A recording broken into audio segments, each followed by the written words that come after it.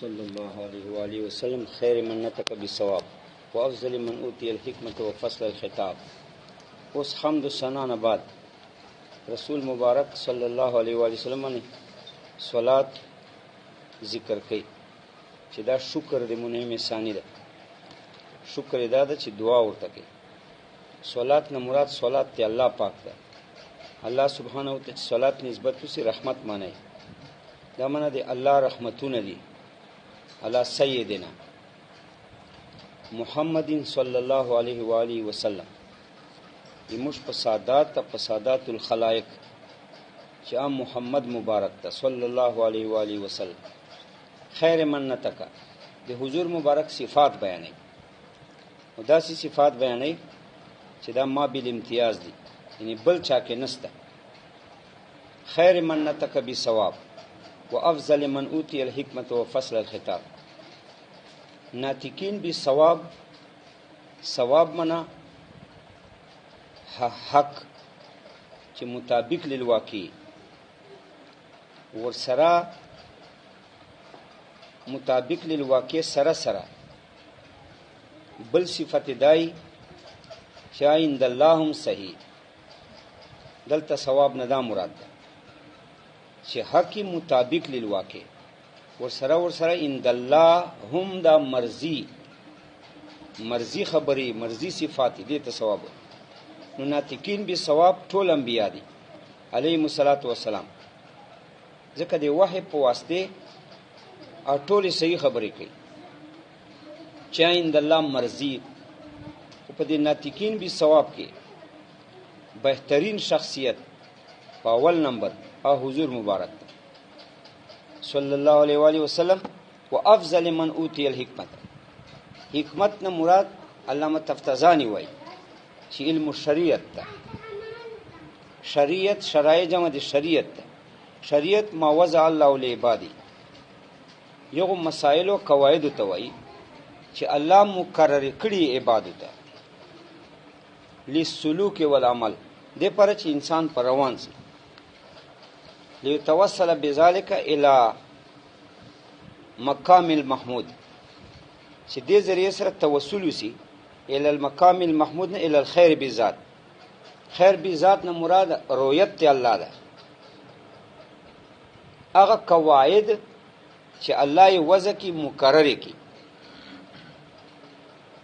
عبادت پر لی سلوک ول عمل، چې عبادت په دې روان شي چې دې سره توسل دوه کې ال الخير بذات چې رؤیت ته الله پاک ده قیامت پورې، یا خیر بذات چې الله رضا ده، یا خیر بذات چې هغه جنت ده.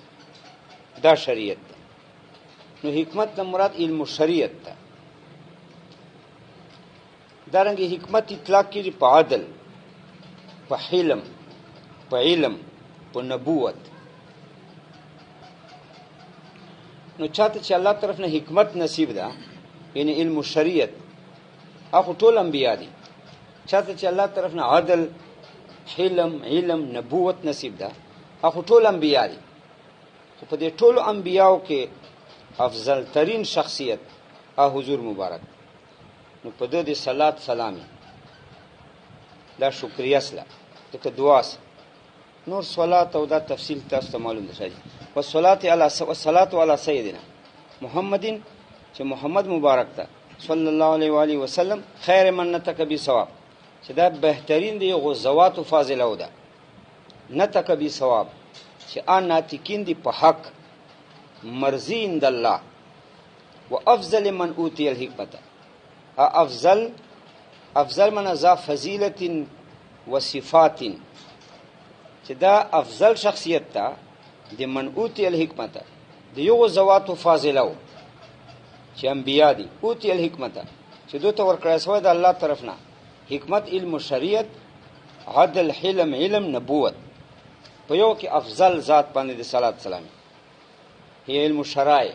دا د حکمت تفسیر وکل کلام وافق الحق. دا تعمیم بعد تخصیص ده. دلته په صفت حضور کې چې ذکر ده، دلته په صفت حضور کې چې ذکر ده دا شریعت ده. ځکه چې کوم خبره حضور کوي انبیا نه خو جان نه کوي، وحی مطابق کوي. دا اوس تعمیم بعد تخصیص عامه ترجمه کوي. به د دینه چې دا د انبیاء صفت دین علاوه ثواب چاته وای؟ کل کلام وافق الحق، هر کلام چې واقع سره مطابق. حق به معنی الواقع، ځکه حق معنی ثابت، لائق به ثبوت او واقع ده. نو دا ترجمه او کل کلام وافق الحق عامه ترجمه یې وکړه. هر خبره چې حق سره مطابقي، یعنی واقع سره، چې واقع ته حق وای به معنی ثابت المتحقق، چې دا یو ثابت شای ده، متحقق شای ده.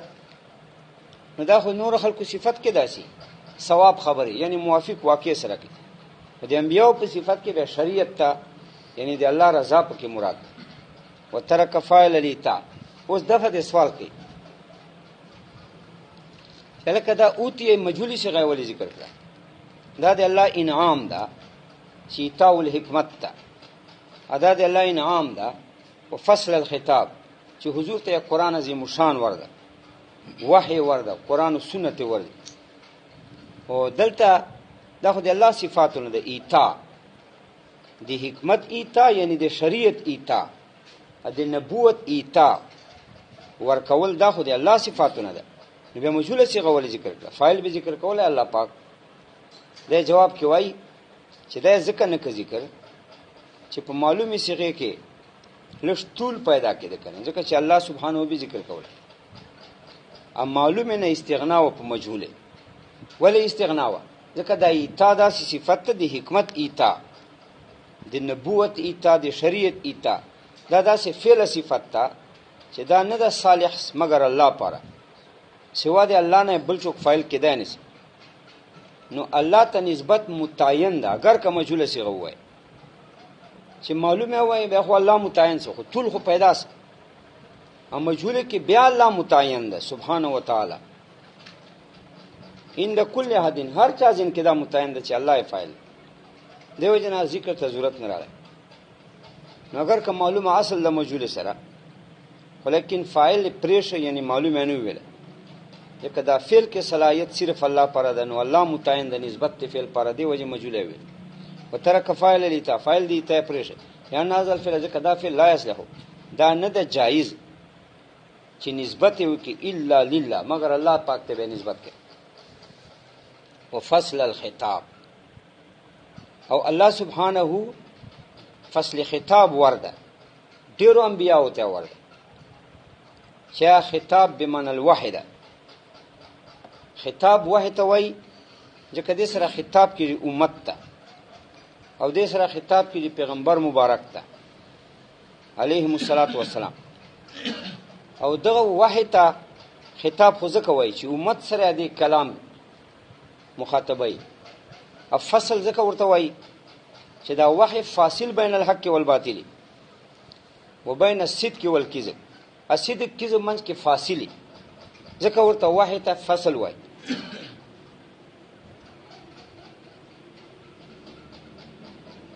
نو دا خطاب فاصل خو ډیرو انبیاء او تعالی سبحانه ورده، وحی ډیرو انبیاء او تسوی ده. لیکن په دو کې افضل ترین شخصیت چې په دغه صفت موصوف ته چې الله خطاب فاصل ورده، حضور مبارک ده. ځکه قرآن الله پاک ورده چې دا معجزه ده الی یوم القیامه. دا چې څنګه فاصل بین الحق والباطل ده، دا ډیر زیات ته پنی بسره نورو کتابونو ته. ځکه قرآن ته وایي خاتم الکتب، د ټولو کتابونو خاتمه ده. خاتمه چې معنا ما یتم به شی و یتکمل، دې سره ټوله وحی تمام اصله کمال ته ورسېده. ځکه آپ په دې باندې جیته ورسېده قرآن عظیم شان سره. نور وحی، نور وحی چې کوم نورانیت ته قرآن کې پروت تا سره دې ډیر زیات نورانیت نه. نو کمال په نور الوحی کې پیدا سه په قرآن. ځکه قرآن چې الله پاک نو سبحانه و چې حضور ته ورده، دې کې حضور ممتاز ده. ټیک ته نور انبیاء ته الله خطاب ورده فاصل. وفصل الخطاب الخطاب المفصول البين الذي يتبين من يخاطب به ولا يلتبس عليه. دا د فصل خطاب حاصل المعنى بیانې. دی خطاب فصل خطاب حاصل المعنى، حاصل المعنی څه معنا دا فصل خطاب خو مضاف ته خطاب مضاف الیه ده نو اضافت فصل خطاب ته ټیک ته دې کې هیڅ تعویل ته ضرورت نشته دې ته هیڅ تقدیر ته ضرورت نشته نو چې نه تقدیر ته ضرورت شته نه تعویل ته ضرورت شته نو دا وروسته معنا چې دا بیانې دا نه تقدیر ده نه تعویل ده چې یو شاید تقدیر نه یا تعویل نه نو دې ته مقصد وای دا حاصل المعنی ده یعنی مقصد یې دغه ده چې یو شاید په تقدیر مبني اته به حاصل المعنی نه وای اته تقدیر العبارت وای یو شاید په تعویل مبني تعویل څه معنا یو عبارت بل عبارت تراجه کې نو اته به تعویل فی العبارت وای او دا خو نه تقدیر ته ضرورت نه تعویل څه ځکه فصل مضاف خطاب مضاف الیه نو اضافت مصدر خطاب ته نه دي خو څه بدی نشته ځکه دا حاصل المعنی بیان ورسته چې فصل خطاب څه مراد ده وی مراد ده ده الی اخری ورسته مراد اوس بیان یا دا چې دا عبارت مبنی ده په تعویل ځکه خدا دا عبارت په تعویل مبنی ده ولې په تعویل مبنی ده ځکه فعل واقع دا په تعویل مبنی ده اگر که ظاهر چیز اضافت ټیک ته فصل خطاب ته دغه چې تعویل ته ضرورت نشته خو فعل واقع تعویل ده پځ څنګه تعویل ده ځکه فصل صفت ته خطاب موصوف ته فصل صفت ته خطاب موصوف ته دا اضافت صفت موصوف ته قاعده دا په صفاتو کې چې دو محمول په موصوف ځکه حمل څه معنا د موصوف په وجود موجودي صفات د موصوف په وجود موجودي لکه اعراض د محل په وجود موجودي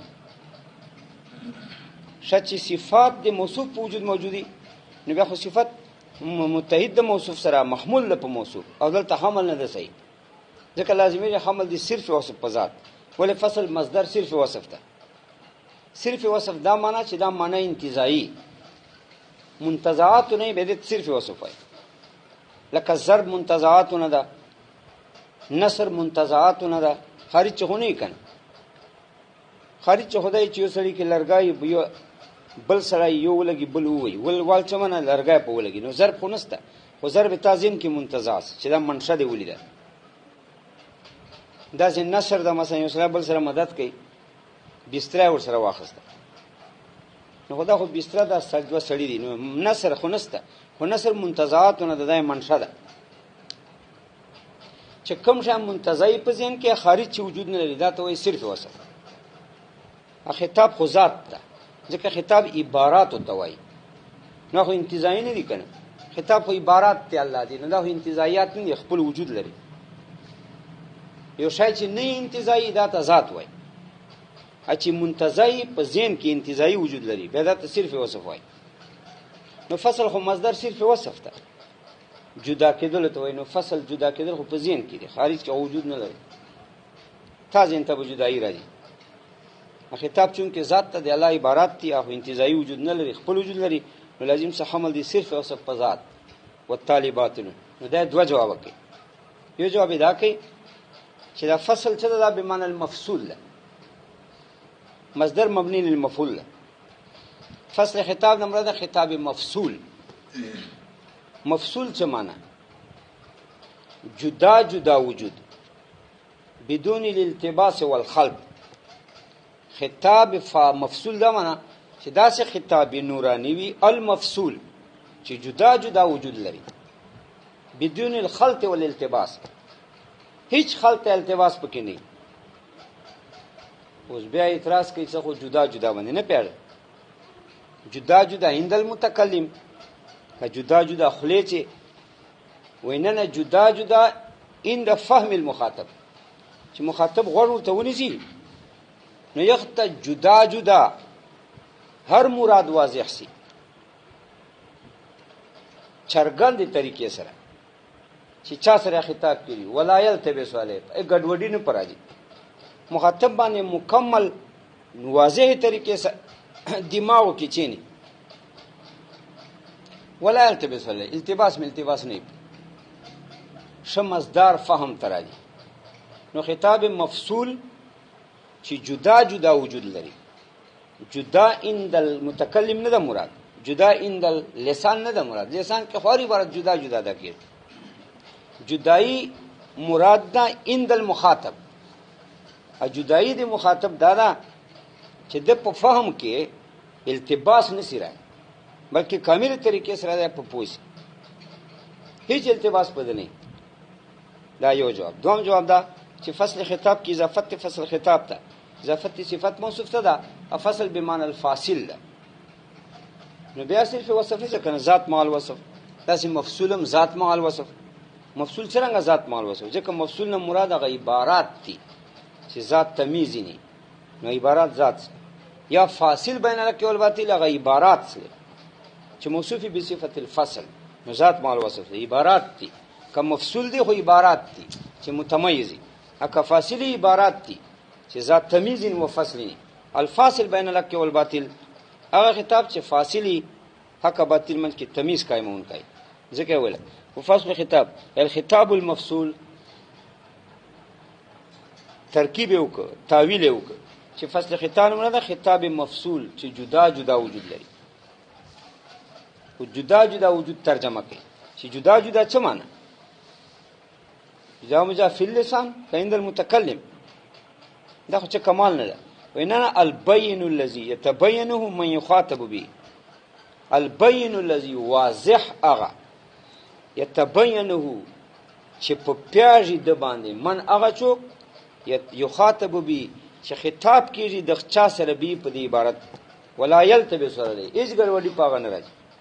نو البين معنا کامل واضح الذي اغا يتبينه چې کامل په پیاژي په د عبارت یا یتبین لونه چې مندې دلاره واضح یجده بینا یتبینه یجده بینا مندې دلاره واضح من هغه چوک یخاطب به چې چا سره خطاب په دغه عبارت کړي ولایل ته بسره چې ګډوډي نه پرل او الخطاب الفاصل بین الحق والباطل یا خطاب چې فاصل بین الحق والباطل وعلى آله الاطهار وصحابه الاخيار. دا دریم نمبر چې منعم دي ځکه دوی عاونو دو تعاون کړه دا دین کې ایمان کې قرآن کې په وصول ال الناس خلق ته رسول ده او داسې رسول ده لکه چې حضور مرادو به مقتضا اشارتی دی حضور اشاره مطابق رسول ده دین. دا څنګه چې بریلیت په چې غټ کړه ده بدعات په چې غټ کړی دي لجان نه دس په چکړه ده جان نه مداخلت کړه نه نه التزموا بمقتضى اشارتي الدلاله على طريق العرفان دو په جان لازم کړه ده بمقتضى اشارتي مطابق ته تقاضې دي اشاره دي حضور چې حضور څنګه اشاره وا هغه سي دو په جان التزام کړه ده هیڅ شي الدلاله على طريق العرفان دی هدایت په ملارو د معرفت ذکر دا مستحقین دی صلات یعنی دی دعا والا علی اصل عالم بدلیل اهل خص استعمال فی الارشاب اول الخطر. دا مقصد تیرو چې آل کې یو قول دار چې دا اصل کې اهل وو یعنی دی آل وجود ا دی اهل وجود یو دا یو صيغه ده صيغه واحده او فرق ته پکې دی بعد دی قرب اول اهل بیا آلس بیا نو کې سخت است معلومه ده چې اهل کې هوا نو همزه سره قریب المخرج و دا هم په همزه بدل کړه بیا همزه ما قبل د ساکن چې کوم حرف و دې ما قول مفتوح و بیا په الف بدل کړه آلس چوک داسې وای او دلیل دا وای چې لکه د آل اصل اهل څنګه ده ولی آل اصل کې اهل وای دې څه دلیل ده خدا دې دوه صيغې کنه آل د خپل صيغې مستقله آل د خپل صيغې مستقله متحد دي نه سره ته ولی یو کې ته وای چې آل اصل اهلو دا وای دلیل ما سره دا ده چې د اهل د آل تصغیر اوهل راځي د آل تصغیر د اهل تصغیر نه اخو خود اوهل خود د آل تصغیر لغت وال اوهل بیانې عقیده دا چې تصغیر کې زیادتی په حروف اصلي او حروف اصلي پکې خو زیادت په حروف اصلي او دی یا نه دلته حروف اصلي پکې الف سه سلام سه یا پکې زیادت معلومه سه چې آل اصل کې اهل ده ځکه دوی وایي چې تصغیر اشیاء اصل ته چکی، یعنی تصغیر عبارت ته زیادت په حروف اصلیو، چې حروف اصلیو باندې زیادت ته پیدا کې بیا هغه شی مصغر وګرځي فی اصطلاح اللغت، په لغت کې. نو چې اوهیل وایي نو شی وړوکی سي. نو تصغیر په حروف اصلیو مشتملی سره د زیادت نه اوس حروف اصلي دلته معلوم کو پکې اوهیل کې زیادت صرف دی ده فعل لام په باندې خالی فعلام معلومه چې آل اصل کې اهل ده. بعضې وای آل لغت چې نه آل اصل کې اهل نه ده، آل جانته اصل ده، جانته صيغه ده، اهل جانته ده. وای ولې وای اهل لغت وای آل و اویل و اهل و اوهیل، ور آل تصغیر اویل راولي معلومه شوه چې آل جانته اصل ده، اویل تصغیر ده، وو ده پچې پالی بدل ده آل ده، اهل تصغیر اوهیل راولي معلومه چې دا دوه صيغې دي. بهرحال صيغو کې یا اتحاد ده یا دو دي.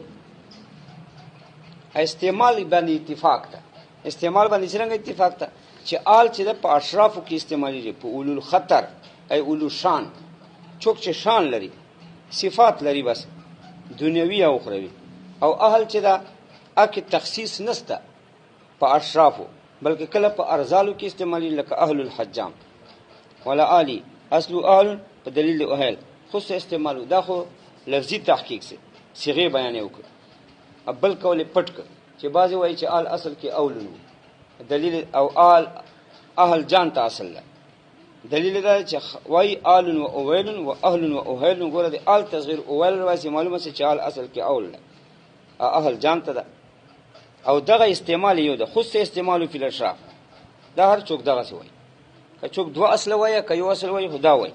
خاص ته استعمال دی آل په اشرافو کې و اولو الخطر، هغه خلق هغه څوک اولو الخطر چې ذو شان الاطهار،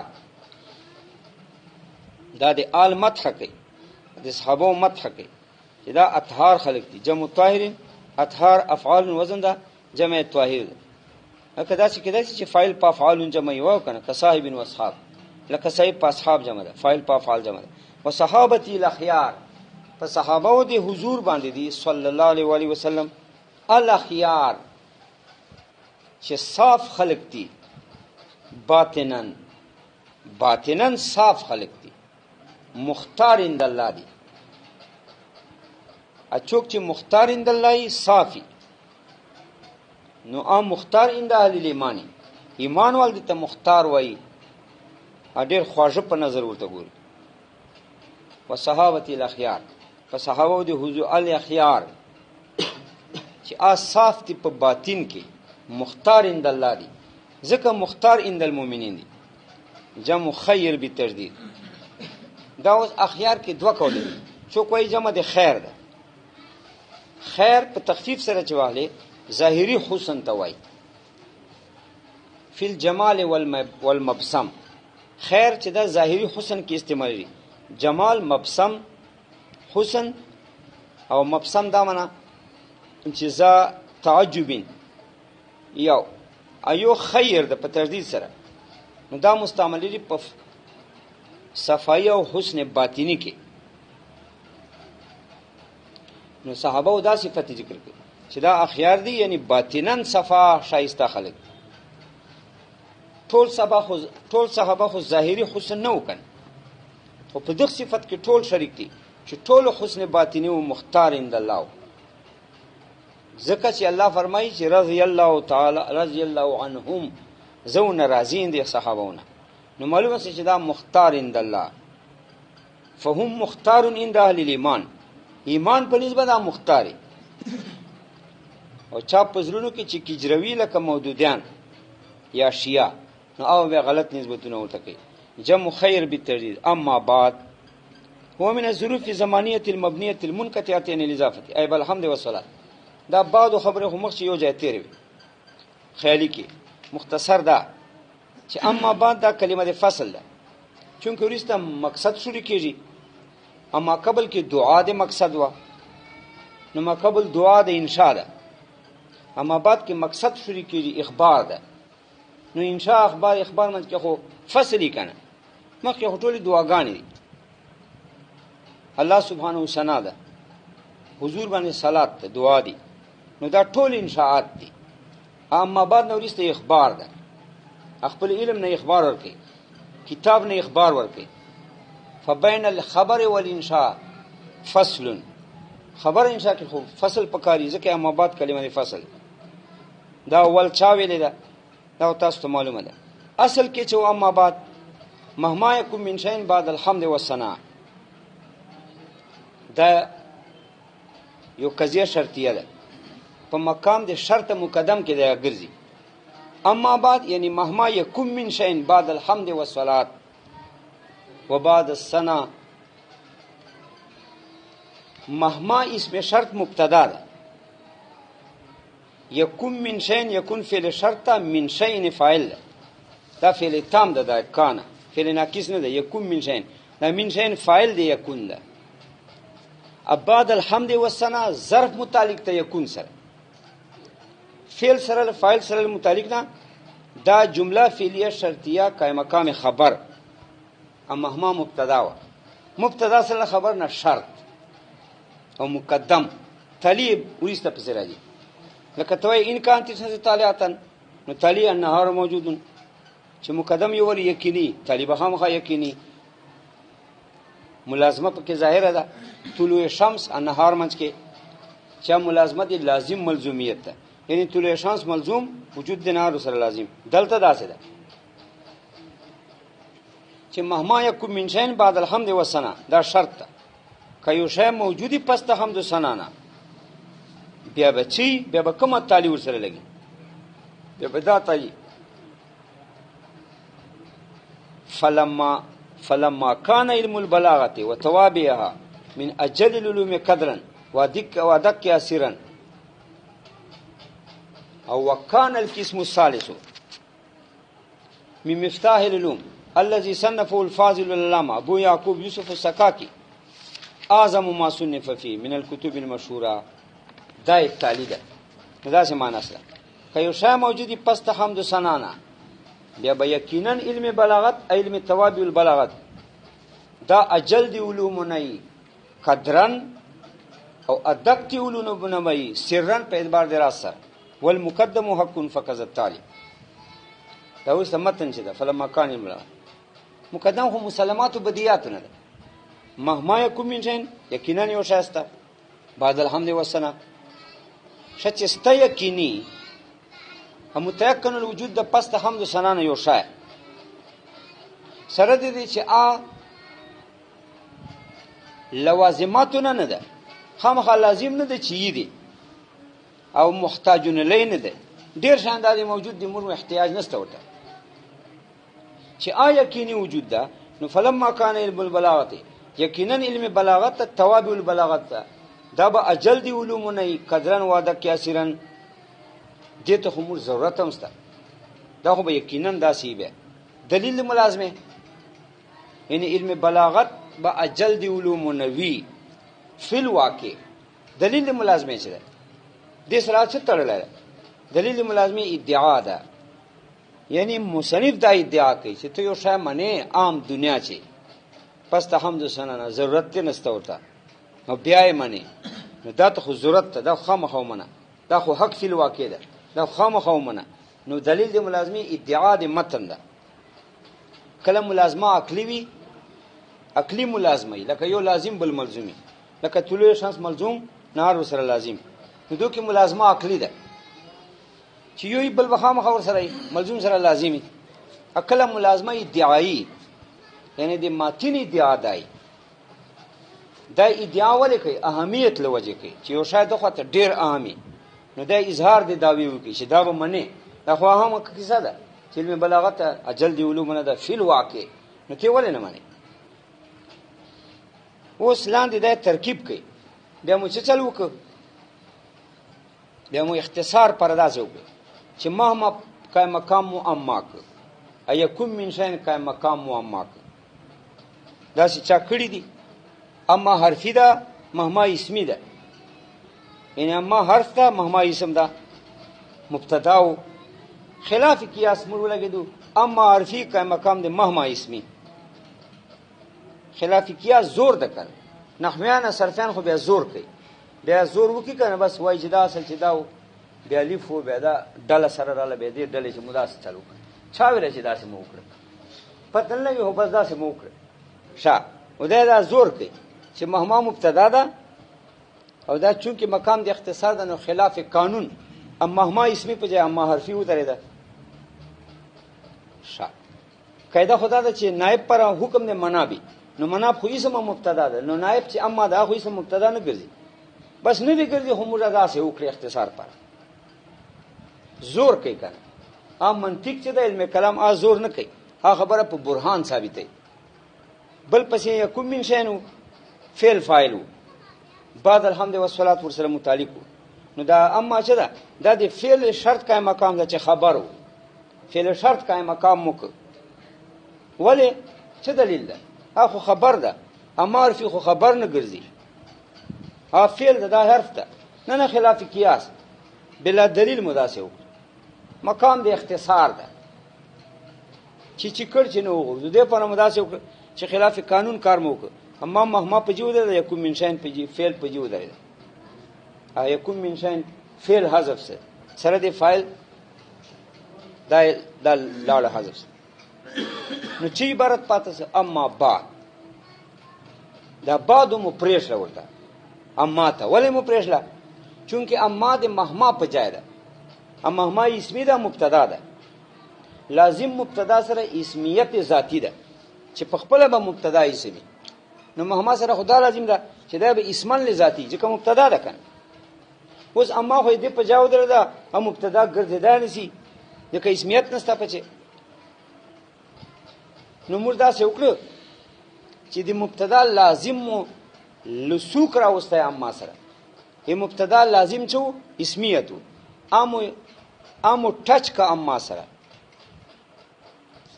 کم ملزوم نستا چې مبتدا ده ادا اما نسی مبتدا جوړه ده، خو لازم المبتدا چې اسمیتو امو ټچ کا اما سره عمل باللازم ان د تعذر الملزوم په لازم معاملو کې چې بس دا اسمیت مبتدا سره لازمو بس دا اما سره لاسق یعنی ټچ مو کور سره بس بقدر الامکان معامل وکړه.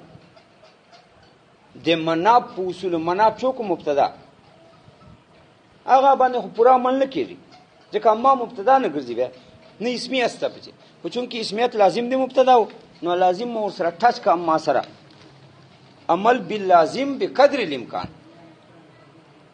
ان د تعذر الملزوم ملزوم متعذر د مبتدایت نو غ اسمیت لازم باندې معامل وکړه چې دا اشعار سی په دې باندې چې دلته اما د اما په ځای ولاړه ده چې ایسمو هغه په ځای د اما ولاړه بل اما مو یکون په ځای ودراو چې فعل شرط فعل شرط سره خبریت لازم او فعلیت اما خو عرفته نو فعل دا انا خبر ګرځي نو فهم ور سره راوسته په ما بعد د اما سره مورستا ترتب الفاوق هغه چې فعل شرط سره لازم و ځکه یکون من شین فعل شرط کنه نو فعل شرط سره فا په جواب کې په جزا کې لازم و نو هغه چې مرتبه په فعل شرط وا اما باندې مرتبه کړه عمل باللازم عند تعذر الملزوم ملزوم متعذر ده ځکه اما د یکون په ځای نه خو نه فعل کیږي اما چې ملزوم باندې عمل وکړي خو په لازم وای عمل وکړي لازم دا و چې یکون په جواب کې فا وا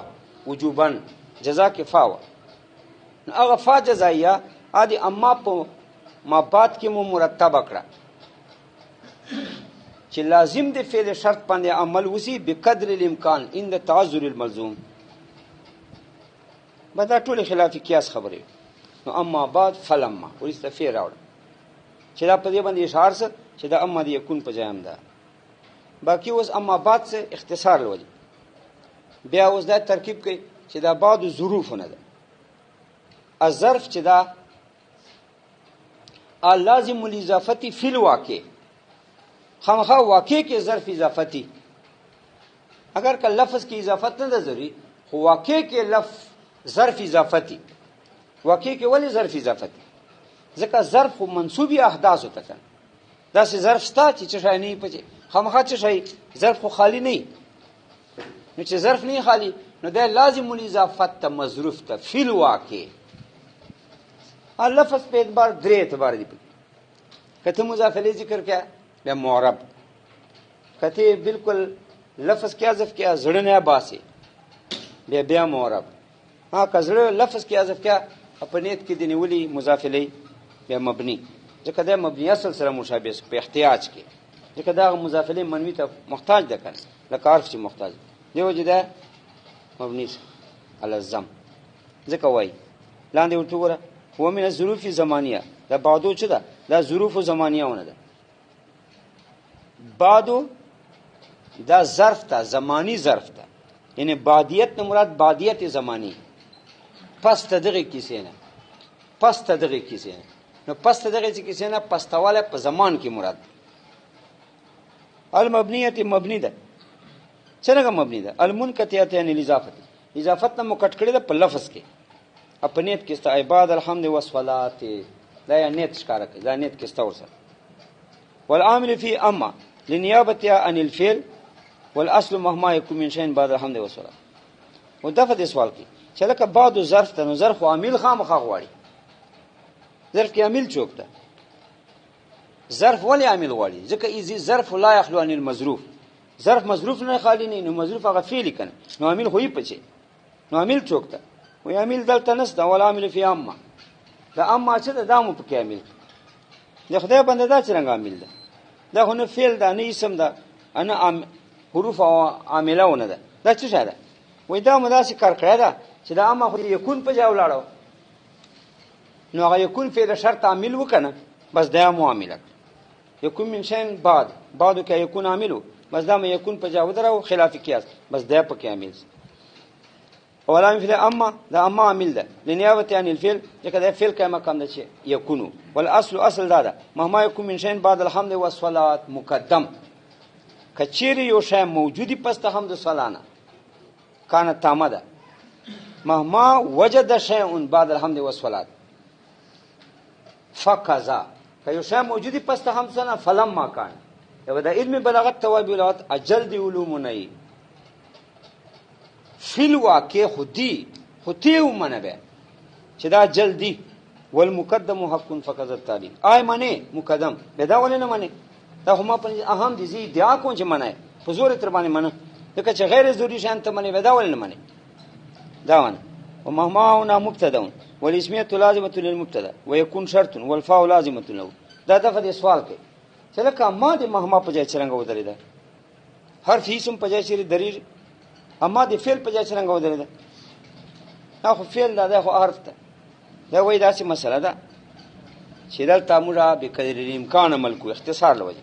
ومهما هنا مبتدا، مهما مبتدا ده، والاسميه لازمه له، اسميه لازم دي مبتدا ده، ويكون شرط، يكون فعل شرط، والفاء لازمه له، فعل لازم ده فعل شرط سره غالبا په جزا کې په پیارو کنه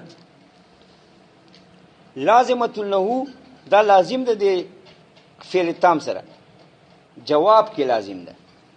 فهنا تضمنت اما معنى الابتداء والشرط، کله چې دا اما څه ده؟ کله چې متضمن و دا اما معنا دی ابتدا لره، مبتدا معنی لره، ځکه چې قائم مقام دی غو، و شرط ادا متضمن و معنی دی شرط لره، ځکه شرط په جاو لازمت الفا ولا سوق الاسم، نو اخر کې مفعول ور سره لازم کړه، ولا سوق الاسم اچل دل دی اسم مور سره و چلول چې دا بعد ده، افی مور سره و چلول چې فلما کې فاده، ولی اقامه الملزوم مقام الملزوم عند تعذر الملزوم، لازم مقام دی ملزوم، لازم چې و دا فی یا د اسمیه، دا هم په جای د ملزوم کو، په جای د ملزوم چې معنا یعنی اشعارا بانه قائم مقام الملزوم، په دې اشاره چې د ملزوم په جای ده، ملزوم مبتدا وکنه یا د بل فعل هغه په جای ده، نو لازم وګذول مقام الملزوم په جای د ملزوم، په جای د ملزوم، دا مطلب څه اشعارا بانه قائم مقام الملزوم وابقاء لاثر في الجمله، باقی مو که اثر ده اچا اثر ده مبتدا او د فعل جمله مو اثر باقی، فعل جمله دا چې اسم مو سره وچلاو اخر چې مفعول وچلاو، نو اسمیت چې اما سره لاسک سه، نو دا اثر دغه مبتدا ده، مبتدا سره چون کې اسمیت لازم، نو فعل جمله مؤمنه بعد اسم راوړه، نو دا هغه اثر د مبتدا مدلته ذکر کړي چې اسمیت ده. فیل جمله مو اثر ذکر کړي. فیل جمله څنګه؟ فیل جمله یعنی په ضمن د هر نوع کې چې دلته نوع څه ده، هر نوع ضمن کې چې موږ د اثر ذکر کوو. دلته کومه نوع ده؟ دلته دغه نوع ده چې اخیر کې مور سره ذکر کوي په دغه نوعیت شکل کې چې اخیر کې مور سره ذکر کوي اسمیت فی. اگر که عین ملزوم چې کوم صفات دي مبتدائیت تا اسمیت تا فعلیت تا یغ نوعیت زمن کې مون راوړل ځکه خو کې دانی سي ولی اما یغه په جوړه ده خو عرف ته. فلما کان